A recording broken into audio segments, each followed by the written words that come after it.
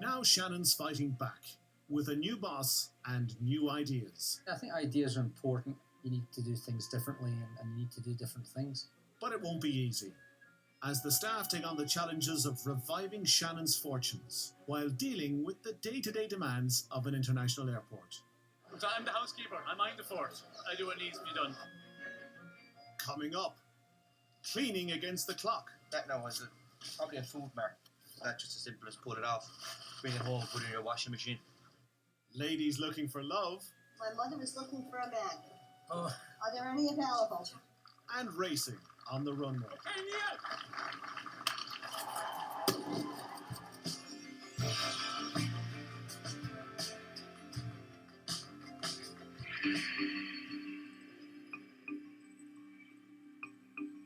It's early morning at Shannon. Duty manager Ray Pine has just received word that a transatlantic flight needs to use the airport's runway for an emergency landing. As a passenger, unconscious on board an aircraft. It's diverting here. We're here in a half an hour. I have to make some calls to ambulance control. Okay, I have an Air Transat aircraft. There's a male passenger on board. I don't have any age yet. He's actually unconscious. And he has a previous heart failure. Okay, the ambulance is calling out, it's on its way. It should be with us in about 20 minutes. With the plane due to touch down soon, Ray must move fast to ensure everyone on the ground is ready to handle the situation.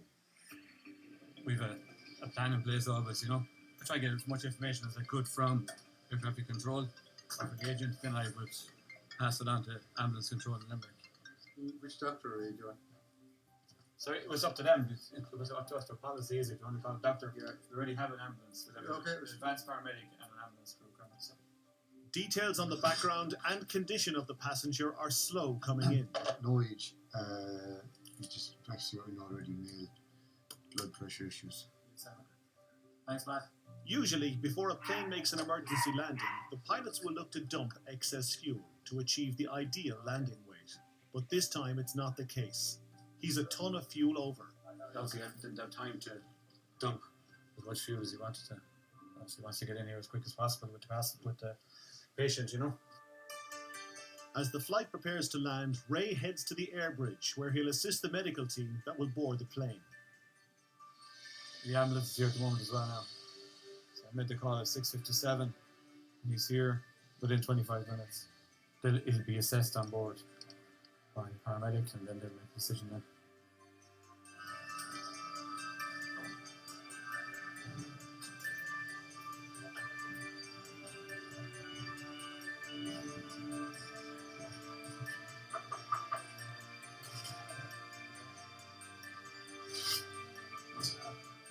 After assessing the situation on board, the medics decide to remove the passenger from the rear of the plane.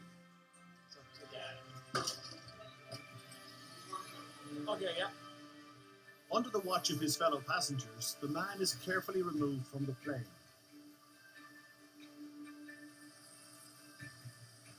Followed closely by his wife and their luggage. He seems to be stable. They're happy with him, so seems to be fine. There was a doctor on board, even though he spoke Italian, but there was a doctor on board. So, you know, he was well cared for from the start, you know. With the patient on his way to hospital for further checks, the plane is refueled and allowed to continue its journey. And Ray can move on to the next task. Some guy comes in and smell from the toilets. So it goes from, you know, kind of looking after this and then to get a call about the toilets being smelly. So on the day's work, yeah, on the day's work.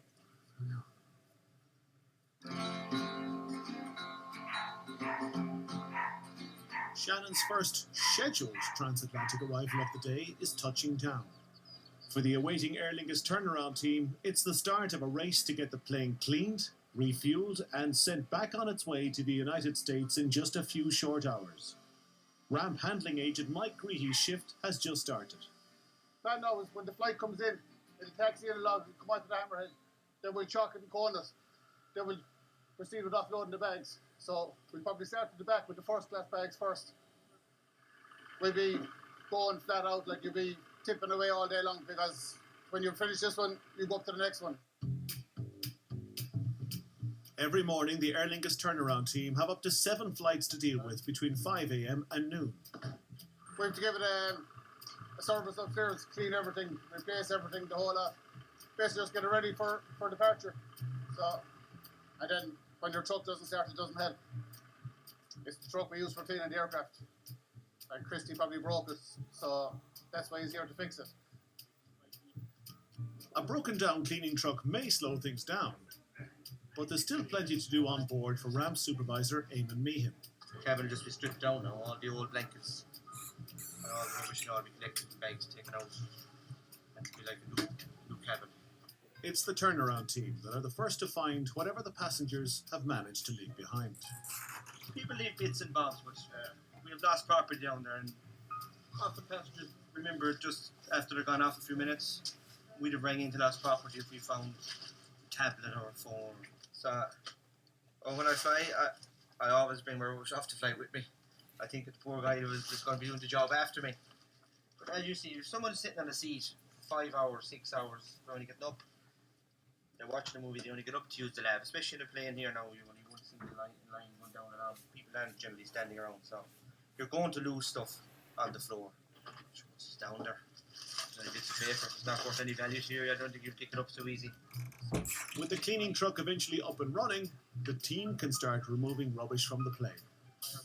We're lucky enough we have our own maintenance lads here, so anything ever does go down, they're here within a few minutes, so it's a massive help. When cleaning an airplane, even the most ordinary jobs are more complicated than you'd think. As the lads walk down along, any seat cushion is marked or stained. That now has probably a food mark of some sort. They strip them off then, and then they're sent back to Dublin to be cleaned, fire tested, the whole lot. When they come back to the aircraft, there's a big process with them. It's not just as simple as pull it off, bring it home, put it in your washing machine. There's a sequence. Once that seat cover is dirty, could change through about 6 hands before it makes it back to the next plane again. Everything has to be working before the flight can be reboarded, and further up the plane, there's an issue with one of the business class seats. I'm checking the in-flight entertainment system for a problem. Not getting any sound to the earphones here, so just troubleshooting it. With business class tickets costing from €800 upwards one way, it's critical that everything works perfectly. It's basically all about keeping the passenger happy and keeping the customer happy and doing what you have to do. It's kind of having a comfortable seat, but you need to watch your movie too, and if your headset isn't working, you're going to be disappointed.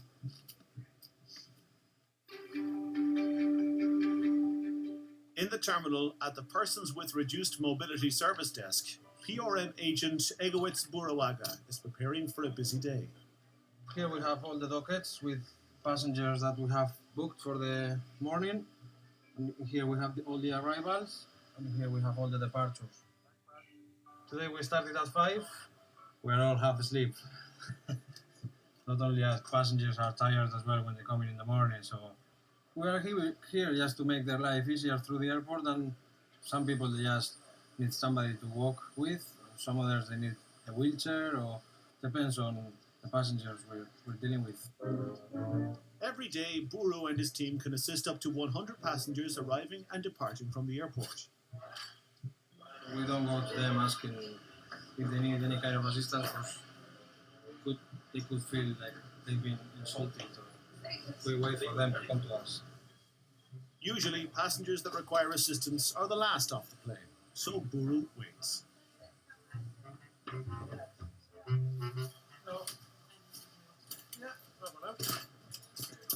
How are you this morning? Good, thank you. How was the flight? Very nice. So now, we're going to bring you to the baggage. Okay. Okay, Lana, can you get a card? I'll get it myself. They're not. I'll go and get a card and just let me know which ones are. No, dinero. No, they're free. Since arriving from Spain 7 years ago to work in Shannon, Buru has managed to become a master of small talk. Do you come here every year, or? No, I used to come when my mom was alive. And expert at sensing people's needs. Sometimes it happens, and it happens very often. For example, when we are doing an arrival, I'll bring you a bit closer to the door, okay? Right. And it could be a passenger that is coming to meet their family. The family probably hasn't seen them in maybe 10 years. and they don't want to be seen on a wheelchair. What the passenger normally would tell us is, I'll be okay from here. We know straight away what the reason is. Are you sure? Because I'm going that way anyway. No, it's fine. They don't want to be seen on a wheelchair. So we kind of tell them, don't worry, I can bring you closer to the door and leave you from there. And they're always very happy about it. Thank you so much. No Muchas problem. gracias. We'll see you on your way back. And enjoy Ireland. One passenger successfully delivered. And Bura was off to the next on a long list. It's a passenger who needs help boarding a London flight. But there's a problem. You find him? Say again? No, not yet. Okay. We can't find the passenger.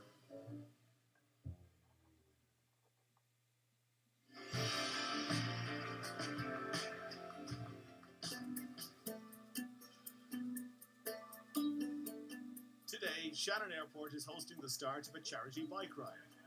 And CEO Neil Pakey has volunteered to take part. Although, at the moment, he's not sure why. I think I've been out 4 times. I didn't have a bike till months ago, so I'm up against it a bit today. But this is just the start. Later, Shannon will host its biggest ever sporting event, the annual Midnight Runway Run. For charity, we organise the Midnight Runway Run, which is a pretty unique event.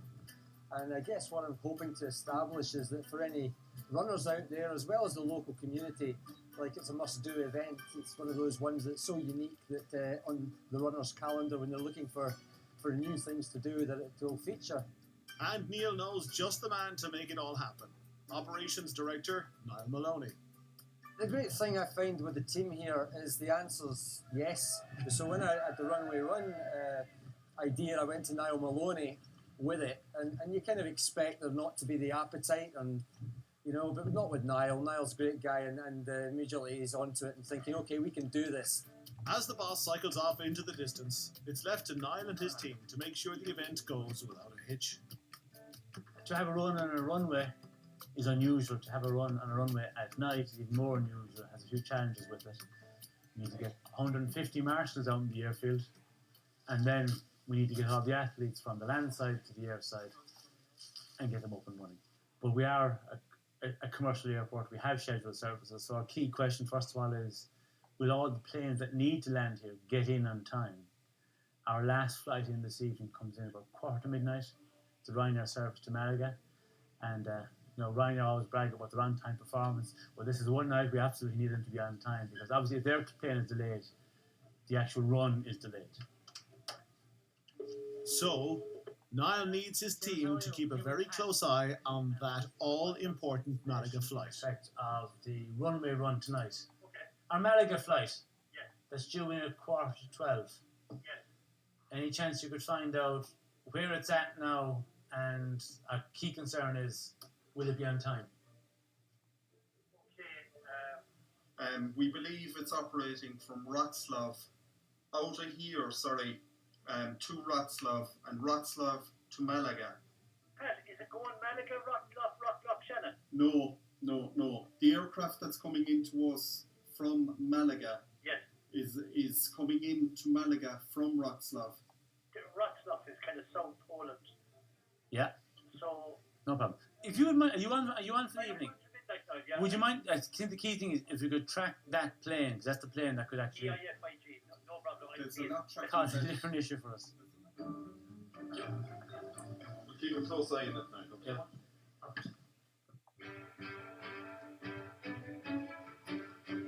On the tarmac, the turnaround team are racing to prepare an Aer Lingus transatlantic plane for departure. Supervisor Eamon Meehan is making final checks to ensure the cabin is spotless. To take out whatever excess equipment is left that's not going to be used. I will just go around the truck.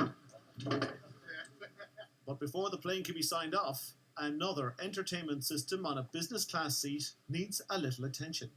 Well, luckily enough, it's Donica here today. He's one of the main guys around here. So, job done. Perfect. Thanks, sir. Next, it's time to stock the plane with other first-class in-flight entertainments. And with a thoroughly cleaned seat cover put back into place. Simple as that. The flight is ready for boarding. In departures, it's been a busy day for PRM agent Buru. He needs to assist two elderly passengers onto the New York flight, but before that, he must find a missing passenger bound for London. We're gonna go and find the passenger and bring him straight to the gate because they are boarding now. They told us they were ready for wheelchairs, so I think he's coming there. The clock's ticking, so having located the missing passenger, Buru must make sure he's moved safely onto the plane before hurrying straight to his next appointment. It's a mother and daughter on their way back to the USA. After his delay, Buru is under pressure, but the women don't seem too bothered. So what's the story here? What's the... The story is that my mother comes from County Kerry. Oh. Rathmore's her hometown. Don't say my age. All right, I won't say your age. But we do get taken as sisters a lot. But we come home, as we say, every year. She comes some years 2 or 3 times. She's never forgotten where she came from. It's her home. So now every time every time that we come to Ireland, and even at home, my cousin's husband always says that my mother is looking for a man. Oh. Are there any available? The ladies make their flight on time, and for their next trip, Buru has promised to play matchmaker. They're coming back in a couple of months. I will organize somebody for her birthday party.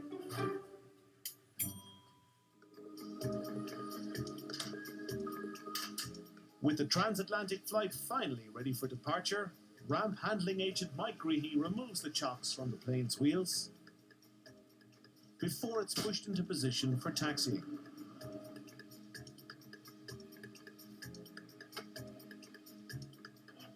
The cockpit now will contact him. It's safe to go when the brakes are released, and he'll tell me which direction that the plane is going. There's a signal for brakes off, and he wants us to go 2-4.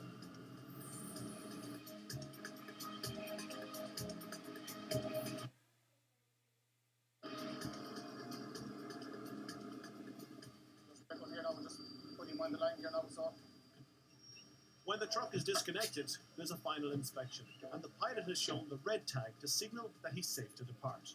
Just had to wave there from his pilot, so he's happy out. Mike hardly has a chance to catch his breath before it's on to his next plane. Same thing all over again on the New York flight.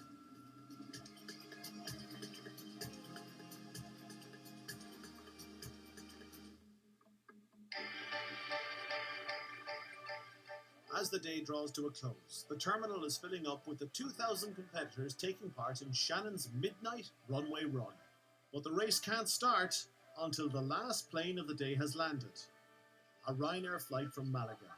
So an anxious Niall is checking on its progress. James, how are you? I'm here to know you again. What have we got? Well, there's no problems in Dublin or Cork, is there?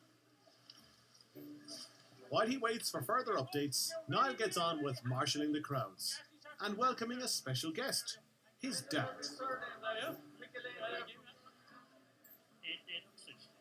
Yeah, which is what? Oh, my age. His age. Did you do that deliberately? We did, yeah, absolutely. Yeah. I see you. Commemorate the situation. So, to be fair to us, if we're all at 86 thinking of doing a 5k run at midnight in a way, there's nothing wrong with that. CEO Neil Pakey is also ready to compete and concerned that his event will start on time. Yeah, so where's the point? The Malaga flight is probably 30 miles off the Cork coast on its way to Shannon. Right. And what time does that mean the ETA?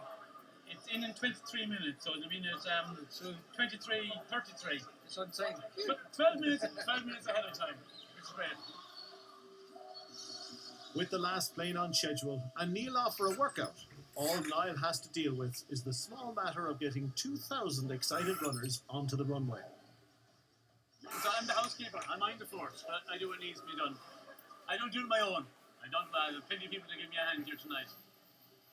It's up to operations manager Pat Foley to organise the marshals. Okay, lads. When the runners pass you and the walkers, head back onto this stand where the bus will pick you up, right? Yeah. And you'll be going down to the finish line then, okay? With the racetrack ready, Niall kicks off proceedings with a final word of warning. This is a working area that we have. tomorrow morning we will have planes landing in this. We will ask you, do not bring any loose items out onto the run. If you have a mobile phone on you, make sure it's in a secure pocket. And with that, the runners head to the start line, with Niall in hot pursuit. I gotta be there for the start. Everyone is in position except for the fire tenders. They're moving into position now. As soon as they're in position, we'll give the go-ahead to the starter to get things moving. The starter is our chief executive, Neil Pakey. So he's up there on top of that steps there with a gun in his hand. Okay, Neil!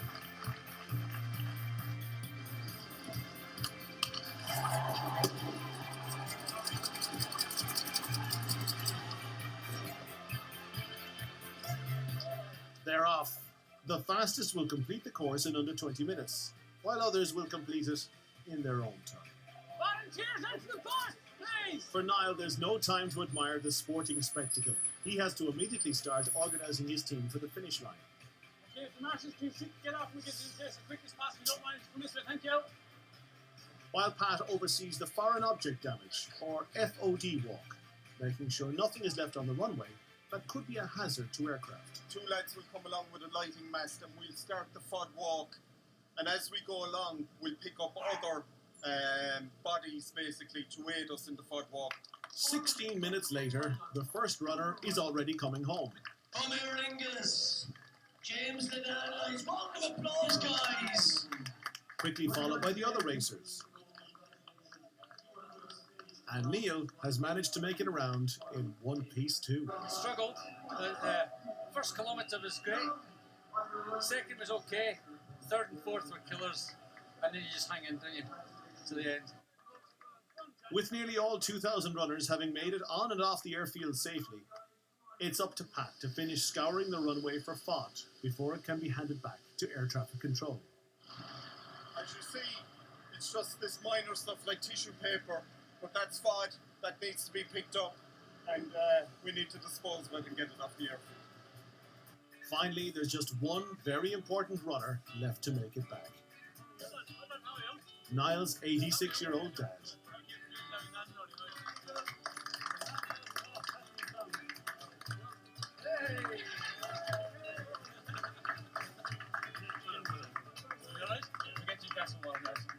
The evening's done, it's all back, it's tidy up now. Pat Foley and Mark Reedy and their teams are outside in the airfield. Will be finished quite soon. And hopefully they'll join me all in a cup of coffee. I think we'll have to a debrief over a cup of coffee, and some of them might have something a little bit stronger. Irish whiskey.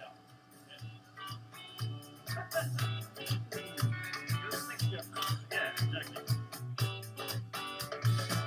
Next time, keeping Shannon secure. Yeah, this is oversized, it won't be allowed to go through. Michael O'Leary gets lost in translation. Where's our Polish speaker? I need my Polish speaker. And Prince Charles touches down. How are we going to make sure those passengers are kept away from VIP?